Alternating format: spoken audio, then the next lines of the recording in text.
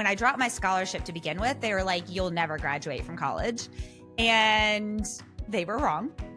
And when I went back to school with my special needs daughter to Georgia Tech, they were like, you will never graduate. And they were wrong.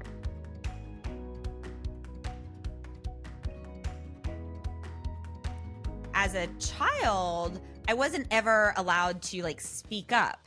And I often saw when I think about it, when we don't allow individuals to speak up, we're missing a piece of the conversation. So it's like you throw out a puzzle and you take away a few pieces and you put that puzzle together, but there are a few missing pieces so you never have the beautiful puzzle. And it's so frustrating to see a puzzle with a few missing pieces, right? And so I think of that if we don't allow conflict, it's the same thing as removing a few of those pieces. We never see the whole picture. We think we do because we're all getting along or we're all saying the same thing, but we're not, because we've hidden away a few of the pieces that are super paramount to the whole picture.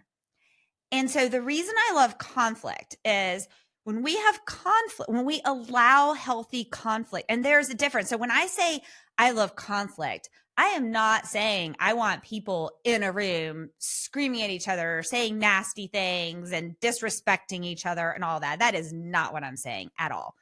What I'm saying is I want people to throw all the pieces of the puzzle on the table. And I want everyone to get in there and put the beautiful puzzle together.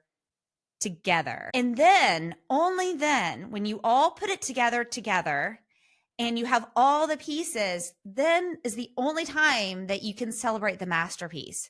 And if you do that, that's how you can grow together. And so many individuals are afraid to do that. And I strongly believe we're often afraid to do that because we have our own inherent things. Like I just said, I think, so many of us have childhood trauma or relationship trauma or something that holds us back because we have an internal fear.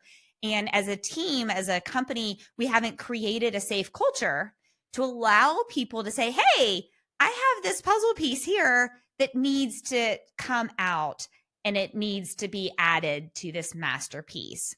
But when we do that, then, wow, what amazing things we can grow together. Before I was as educated about diversity, equity, inclusion, and belonging as I am now, I may have fallen into the category of thinking, oh yeah, people should just get hired just based on their ability. Why are we doing these things and skewing things towards favoring one person who may not deserve to be favored? However, I am more educated. I've spent more time learning and understanding humans and cultures and communities. And through my growth in those areas, I understand that the opportunities for us to grow are so much greater. And I believe that as a country, because, in our situation as a country, when we pause, if we pause to do that, then the solution will unveil itself. If we don't pause to do that, and if we decide to continue along the path that we're just going to stay in our own zones and talk at each other, then this unhealthy conflict will continue. And that's where we're at right now. I was born in a family with very abusive parents. And as I was growing up, I was like, I do not want to be a mother. Okay. And then when I got into college, I thought, I really want to be a mother. That's why I gave up my scholarship, because I wasn't sure I could be a good mother and be a doctor at the same time. Okay. And so then when I met my daughter's dad, we started trying to have children, and suddenly we could not get pregnant. And let me tell you how many nights I had all of these arguments with God. I'm a very strong Christian. And I was just like, God, are you kidding me? Like, my mom had all these kids and she never should have had kids. Why can I not have kids? Right. And I finally got pregnant and my first child was stillborn. And it was so horrible. And then my second child was born with a severe brain disorder. And that was, had a lot to do with why her dad and I divorced. And so when she was 2 years old, I made the decision that I was going back to school to get my engineering degree at Georgia Tech with a special needs 2-year-old, because that's what people do, right?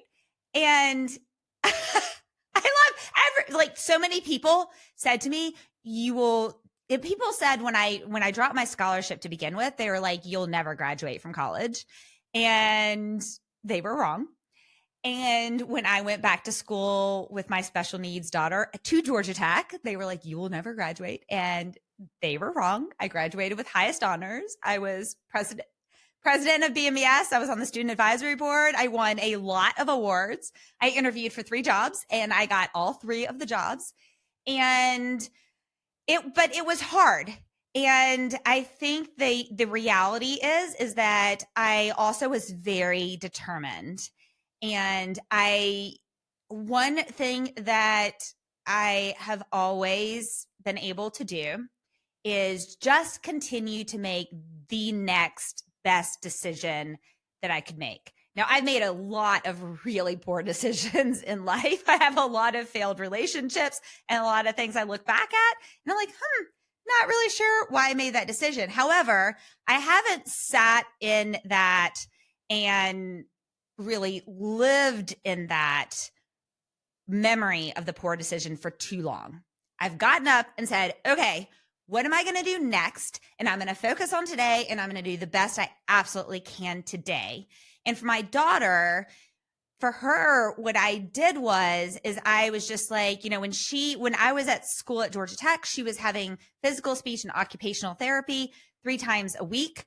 And so I often wasn't working on my homework or my projects until she went to bed at 8 or 9 at night. And I was doing research in a lab in order to make additional money. I floated most of my education on credit cards from one credit card to the next. So when I came out of school, I had $80,000 or $90,000 worth of credit card debt that I had to pay off to do it. So I did what I had to do to get done what I had to get done. And I pushed her as much as I could to get done what she needed to get done. And I loved her as much as I could. Now, I am a mother, and I've never met a mother who didn't say, I wish I had loved my child more, or I wish I had provided more resources. I wish I had, etc. Right? I still fall into those categories. So there are still days I think I could have done this better or whatnot. But I'm also, just like I said a moment ago, I'm not living in those moments of regret. I'm moving forward and just continually trying to do the best that I can and continue to be a good role model to her and continuing to say the thing, like say I love you and live that life for her. So that's what I did then, was continue to role model, love, and support the best way that I, Ange, could do for her.